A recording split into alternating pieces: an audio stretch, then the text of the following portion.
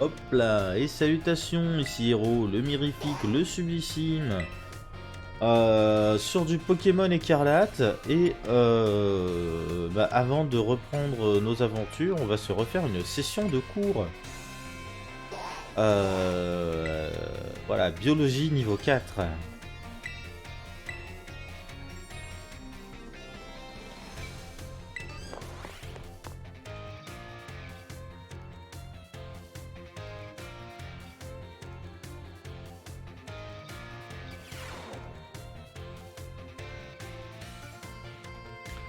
Bonjour les enfants. J'espère qu'il vous tarde d'en apprendre plus sur la biologie. Je dois dire que j'ai été très impressionné par vos résultats au contrôle partiel. Je tenais aussi à vous remercier car vos réponses au sondage m'ont bien aidé. Je suis sûr qu'elles me seront très utiles pour mes prochains travaux. Bien, nous allons maintenant attaquer la seconde moitié du programme. Il est temps de faire évoluer nos connaissances à l'instar des Pokémon. Et vous vous doutez sûrement que si je vous dis ça, c'est parce que le cours d'aujourd'hui porte sur l'évolution des Pokémon. En combattant, les Pokémon gagnent des niveaux, ce qui leur permet d'apprendre de nouvelles capacités et de devenir plus puissants. Et lorsqu'ils atteignent un certain niveau, leur apparence change et leurs statistiques augmentent de manière significative. Ce phénomène s'appelle donc l'évolution. Il renforce les Pokémon qui deviennent alors de précieux partenaires en combat. Toutefois, certaines personnes préfèrent ne pas faire évoluer leurs Pokémon, car elles les trouvent plus mignons ainsi. En effet, vous pouvez empêcher un Pokémon d'évoluer. Il suffit pour cela d'appuyer sur un bouton au moment de l'évolution. Et si nous le disions en cœur, pour empêcher un Pokémon d'évoluer, il suffit d'appuyer sur le bouton B. Tout à fait, on peut rien vous cacher. Comme je le disais, vous pouvez empêcher l'évolution d'un Pokémon avec le bouton B. Il suffit d'appuyer dessus dès que le processus d'évolution commence. L'apparence du Pokémon restera identique. Allons. Sachez également que faire tenir une pierre stase à un Pokémon l'empêchera aussi d'évoluer. Cela étant, gardez en tête que les conditions d'évolution varient d'un Pokémon à l'autre. Certains ont besoin d'objets tels que pierre-feu ou une pierre-foudre pour évoluer. D'autres doivent apprendre certaines capacités ou vaincre certains Pokémon. Par exemple, Colossinge évolue en Courroucinge dans des conditions plutôt insolites. En effet, il existe une capacité qui... Ah, oups, c'est déjà l'heure. C'est tout pour aujourd'hui. Je compte sur vous pour bien réviser avant notre prochaine leçon.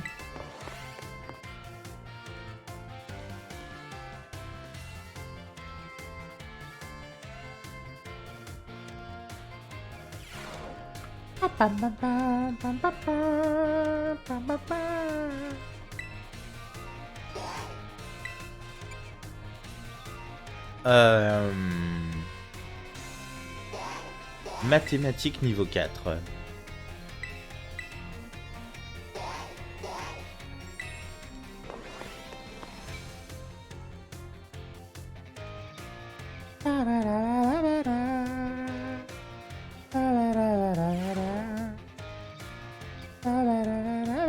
Bonjour tout le monde, j'espère que vous êtes remis du contrôle partiel. Il va sans dire que certains ont eu de meilleurs résultats que d'autres, mais j'ai bien vu que vous avez tous fait de votre mieux, bravo. J'étais particulièrement heureuse de voir que personne n'a échoué. J'aime à penser que c'est parce que j'ai su vous transmettre mon amour des nombres. Mais attention, nous n'en sommes encore qu'à la moitié du programme, il nous reste encore beaucoup à faire. Mais d'ailleurs, outre vos connaissances... Oh punaise. Y a-t-il autre chose qui peut beaucoup augmenter? Je veux parler des... Il y a autre chose qui peut... Je veux parler des stats des Pokémon, bien sûr. Pendant les combats, elles peuvent en effet augmenter ou au contraire baisser. Par exemple, lorsqu'un Pokémon utilise les capacités rengorgement, cela fait augmenter son attaque et son attaque spéciale d'un rang. Et lorsque l'attaque ou l'attaque spéciale augmente d'un rang, cela entraîne une hausse de dégâts de 50%. Des dégâts de 50%, ok. Si le Pokémon utilise à nouveau rengorgement, cela augmentera encore ses stats d'un rang. On obtiendra donc une hausse de dégâts de 100%. Concrètement, c'est comme s'il avait utilisé 2 fois la même capacité d'un coup. La capacité Danse-Lame, elle, augmente directement l'attaque de 2 rangs. Cela signifie donc que vous pouvez doubler vos dégâts en une seule utilisation de cette capacité. Utiliser Danse-Lame 2 fois revient à parler d'une hausse de l'attaque de 4 rangs. Par combien les dégâts du Pokémon seraient-ils donc multipliés?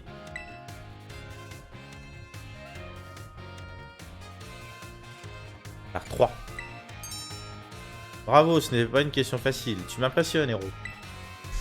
Comme je vous l'ai dit, lorsque l'attaque ou l'attaque spéciale augmente d'un rang, cela signifie que les dégâts augmentent de 50%.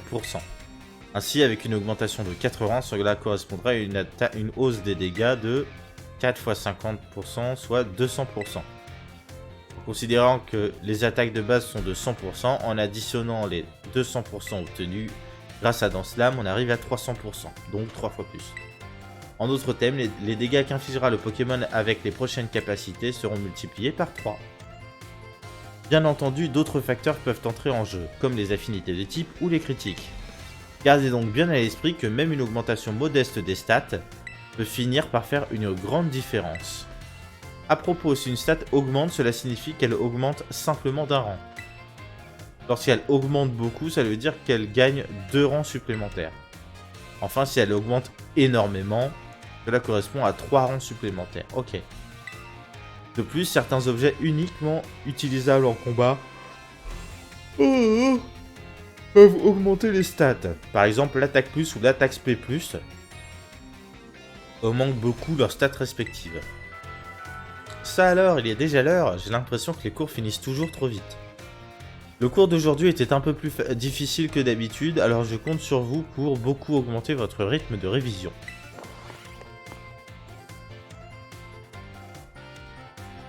Ok.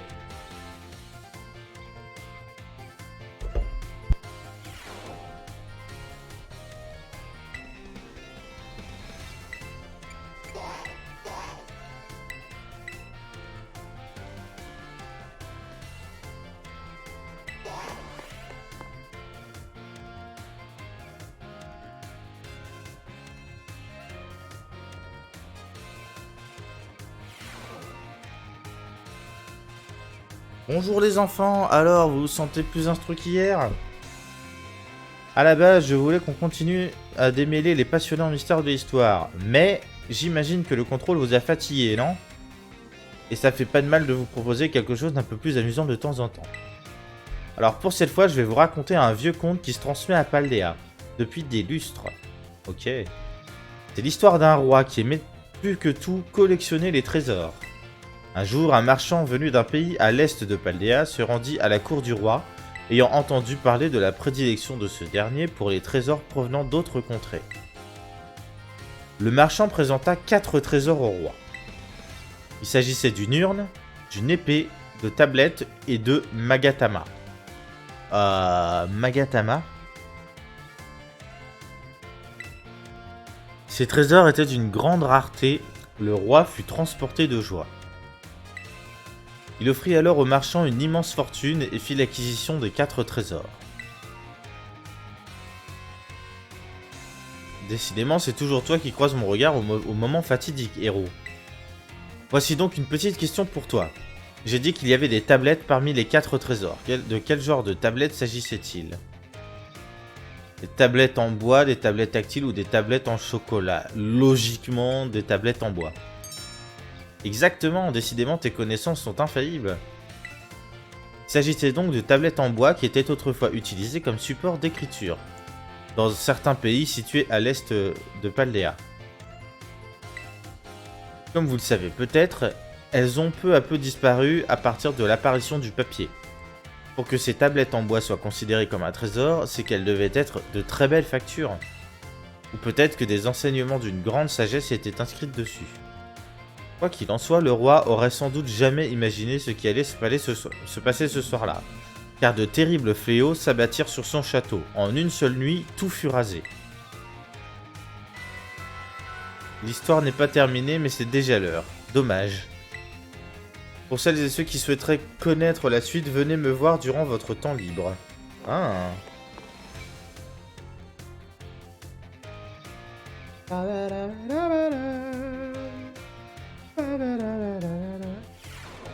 À l'est de Paldea, ça veut dire qu'on doit parler probablement de l'Italie, du coup. L'Italie qui n'a pas encore eu sa propre région. Ou alors on parle de la Paldea pré-impériale. Et auquel cas, ça peut être simplement la région de Quentia. Si Paldea, c'est la région de Mesaledo, ça peut être simplement la région de Quentia, par exemple. Poète.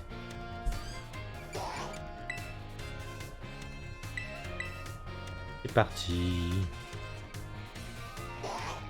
Votre cours va bientôt commencer. Allez hop, on y va.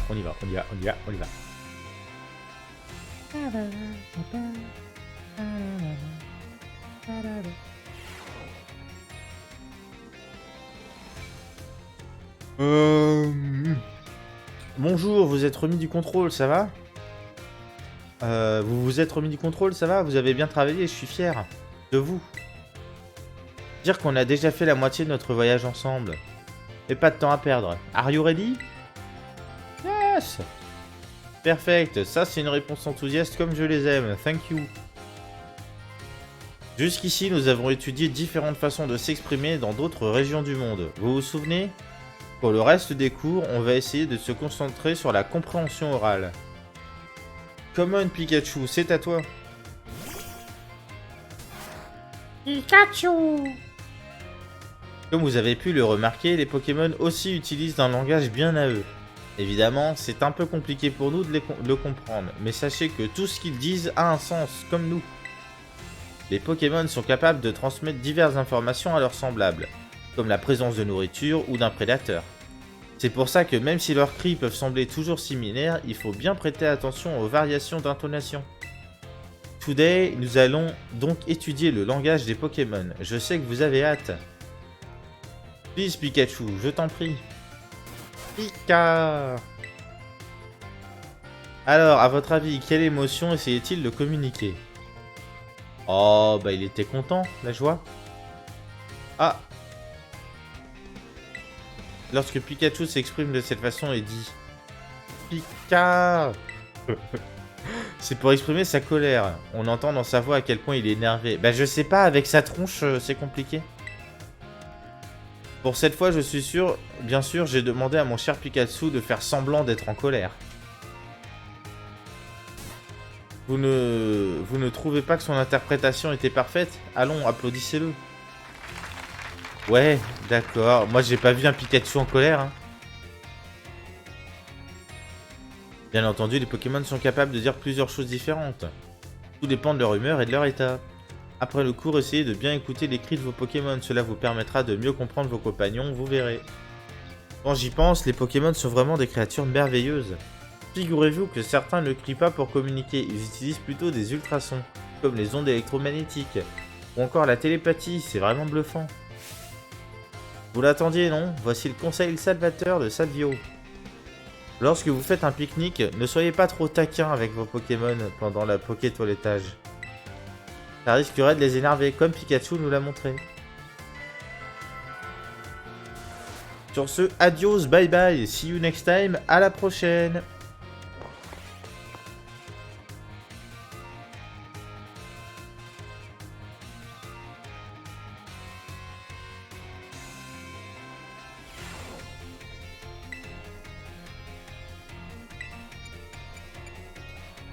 Combat Pokémon, hop là.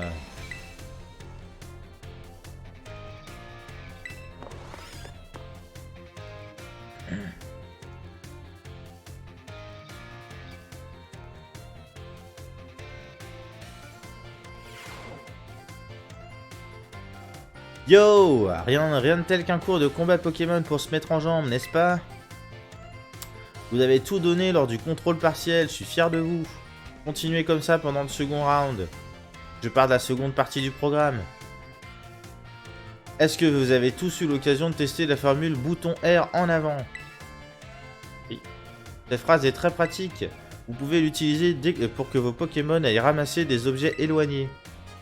En présence d'un Pokémon sauvage, cette phrase déclenchera un combat. On parlera alors de combat auto. Lors de ces combats, les Pokémon se battent de façon autonome, sans que vous ayez besoin de leur dire quoi faire. Et en cas de victoire, ils remporteront des points d'expérience, comme lors d'un combat ordinaire. C'est donc une méthode très efficace pour entraîner ces Pokémon. Cependant, les Pokémon qui montent de niveau lors d'un combat auto ne pourront ni apprendre de nouvelles capacités, ni évoluer. Ah, ok. Ensuite, si un Pokémon perd un combat auto, il ne lui restera qu'un petit nombre de PV. Alors pensez à bien le soigner tout de suite. Je me rends compte que j'ai parlé d'une traite. Est-ce que vous avez des questions? Comment sortir du mode combat auto? Qu'en est-il de la capture en combat auto? Non, pas de questions. Lors d'un combat auto, votre Pokémon se battra jusqu'à ce que l'adversaire soit KO. Si vous souhaitez attraper ce dernier, vous devrez reprendre la main. Ok. Lancer un combat normal. N'oubliez pas, pour un Pokémon, un combat auto est exactement comme un combat normal. Il se battra et fera de son mieux pour vous. Surveillez-le et s'il est en difficulté, retirez-le du combat avant qu'il ne perde. Il va de soi que les Pokémon qui ont peu de PV ne sont pas en grande forme. Ils n'apprécieront sans doute pas d'être envoyés en combat auto, alors pensez à les ménager. Une dernière chose avant de conclure. L'utilisation du mode combat auto repose avant tout sur la relation de confiance entre un Pokémon et son dresseur ou sa dresseuse. Donc faites en sorte de vous montrer digne du dévouement de vos Pokémon. Ah zut, décidément, je voulais passer à la mise en pratique. Nous allons devoir nous arrêter ici. C'est tout pour aujourd'hui, je vous dis à une prochaine fois, prenez soin de vous d'ici là.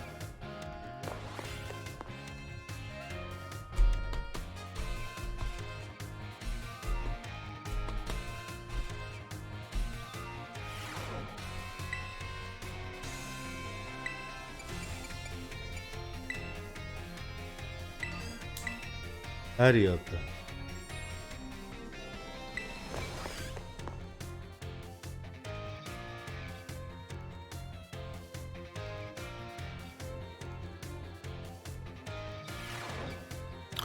Bien le bonjour, j'espère que vous vous portez pour le mieux. Vous avez fait de l'excellent travail lors du contrôle partiel, je vous félicite. Afin de récompenser vos efforts, j'ai convié un invité de marque à participer à notre cours. Je t'en prie mon cher Colza, tu peux entrer. Ah ouais, carrément.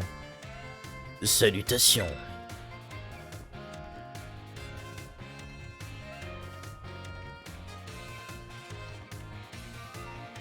Je m'appelle Colza, je suis un artiste spécialiste des Pokémon plantes. Colza travaille les volumes avec virtuosité, c'est pourquoi son art se concentre sur la sculpture. L'une de ses œuvres les plus connues s'intitule Le renoncement d'Eliatron. Vous pouvez l'admirer à Quentia. Mais ceux d'entre vous qui se sont déjà mesurés à l'arène de cette ville la connaissent, je pense. Oui, en effet, je reconnais certains visages parmi tes élèves. J'espère que vous réalisez la chance que vous avez. La passion dont fait preuve Assa est la marque des grands enseignants. Avant notre rencontre, Pardon. ma vie avait perdu toutes ses couleurs. J'étais dans un profond désespoir. Mais c'est grâce à votre professeur ici présent que mon existence a retrouvé du sens. Non seulement cela, mais en plus il est devenu mon mentor. Je lui dois tout. C'est entièrement grâce à lui que je suis parvenu à développer mon style artistique actuel. Oh, mon cher Colza! Je n'ai rien contre l'évocation de ces souvenirs, mais si j'ai fait appel à toi, c'est pour que ces jeunes gens profitent de ta vision unique. Bien entendu. Voyons. Une idée me vient. Je vais vous en apprendre plus sur mon œuvre, Le renoncement d'Eliatron. Tu pourrais me dire quel sentiment m'habitait lors du processus de création pour obtenir un tel air de renoncement sur cette sculpture.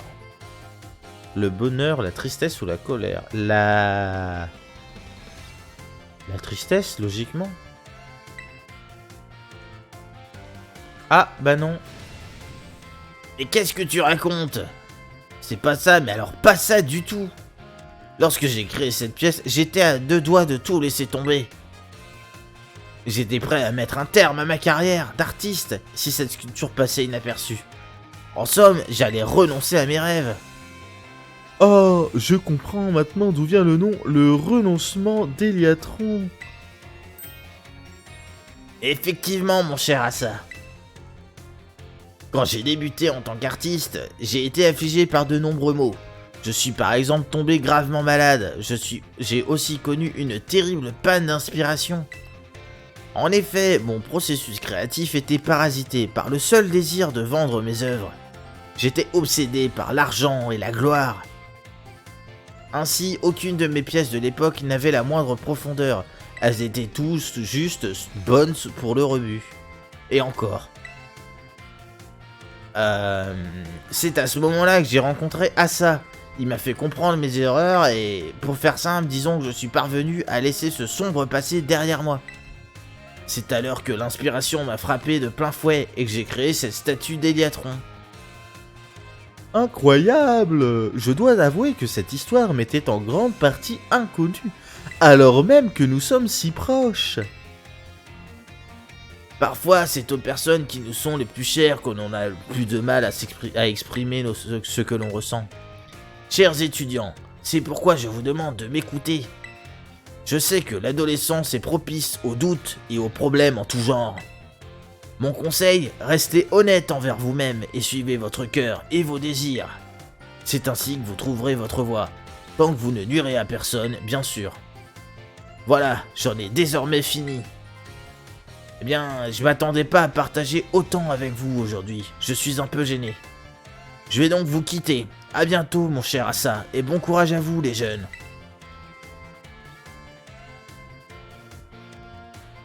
Mon cher Colza, quelle leçon exceptionnelle tu leur as donnée. Oh, merci.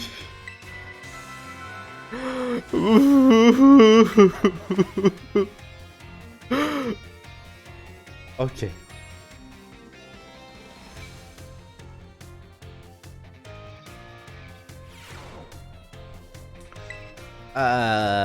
Hop là, allez, on finit. Éducation domestique. C'est ça.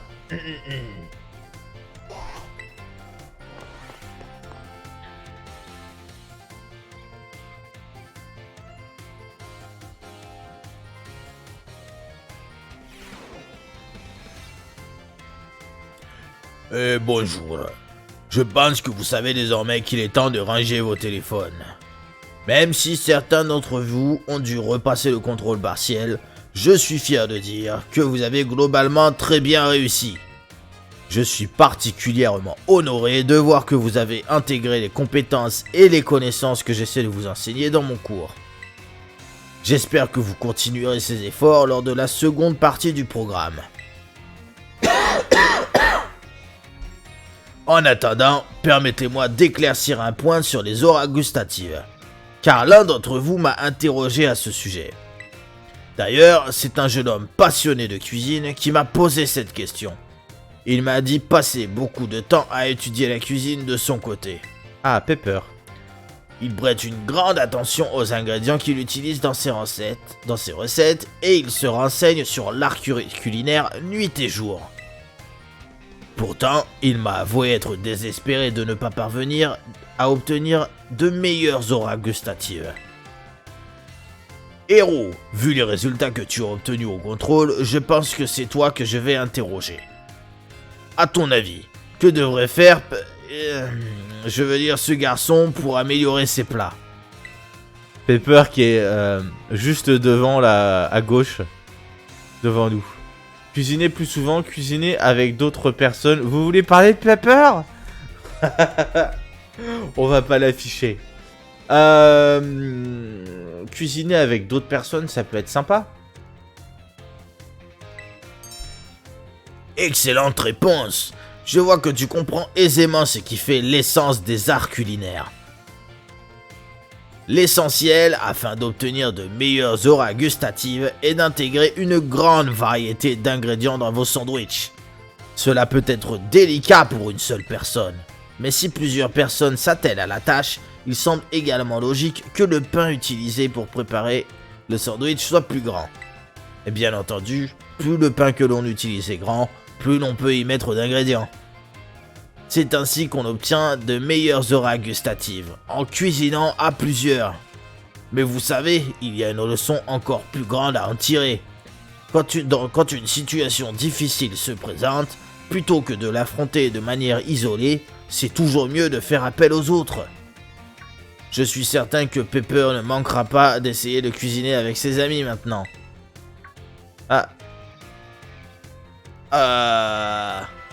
Pepper ou n'importe qui d'autre, ce n'était qu'un exemple. Et je compte garder l'identité du jeune homme secrète, alors n'insistez pas.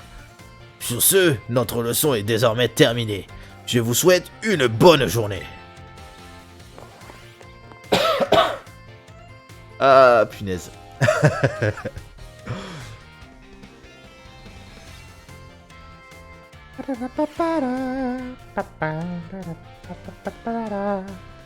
Bon, on a fini avec les cours de niveau 4. Je revérifie quand même un coup, c'est ça. Prochain épisode... Ouais, il y a plein de quêtes. Hein. Bon, prochain épisode, on va aller voir, discuter avec les professeurs. Et on repartira à l'aventure, compagnons. À toutes, tchou, bisous.